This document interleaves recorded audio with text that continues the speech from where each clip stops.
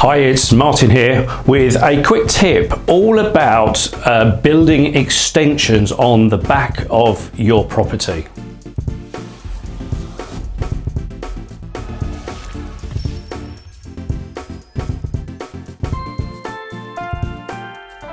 Now you'll know from other extensions that a really good way to add value to a property and achieve additional accommodation is to build an extension on the rear of it. But sometimes an extension actually isn't the answer. The thing you need to consider is the effect of that extension on the remainder of the building.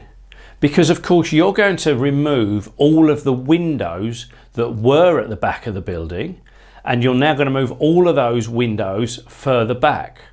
And I've seen some schemes where under permitted development it's perfectly possible to build a 6 metre extension on the back of a property, but now we've got a property that was perhaps already 8 metres deep front to back, maybe more than that, with another 6 metres on the back, and we've now got a really deep property with no windows in the middle.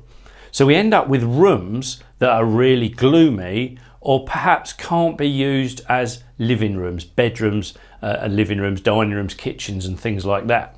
Now it might be that you can put some bathrooms in there, it may be you can put a part of the kitchen in that area, but what you need to watch is that you haven't built a massive extension and almost devalued the property by making large chunks of it unusable. The same thing applies if we talk about a first story extension as well.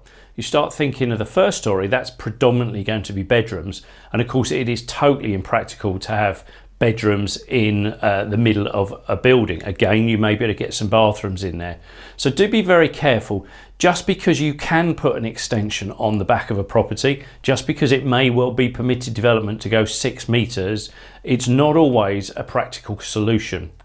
Ideally, you need to be looking for properties where there are already windows on the side elevation, or an opportunity to add some windows on the side elevation. Now, windows looking out sideways can be a little bit contentious with planners because typically they're overlooking other people's properties.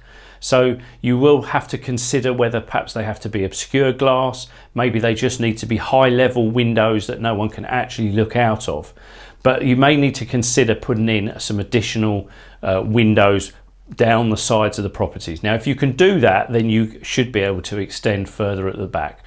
But really, this video is just to say to you, just because you can build an extension at the back of the property, and just because it is permitted development, don't feel that that is the best solution to adding more space into the particular property you've got.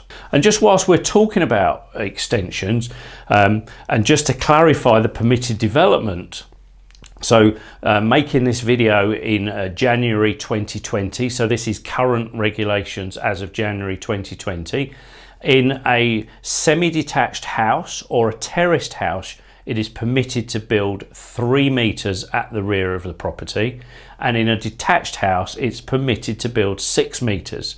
Now you can double those lengths, but subject to some neighbourhood consultation.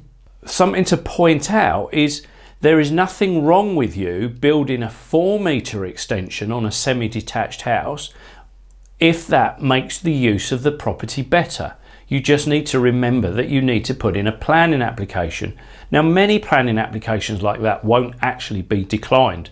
So it's probably worth trying to put a 4 metre extension on the back of a semi-detached house, because 3 metres is a little bit too small to make, say, a nice bedroom or a nice living area out of. So don't be afraid to put in a planning application. Yes, it'll add some time into the whole sequence, but don't be afraid of that. So there's some tips to help you with extensions and adding space through extensions. Do please like and share this video, and I'll be back and see you on another video soon.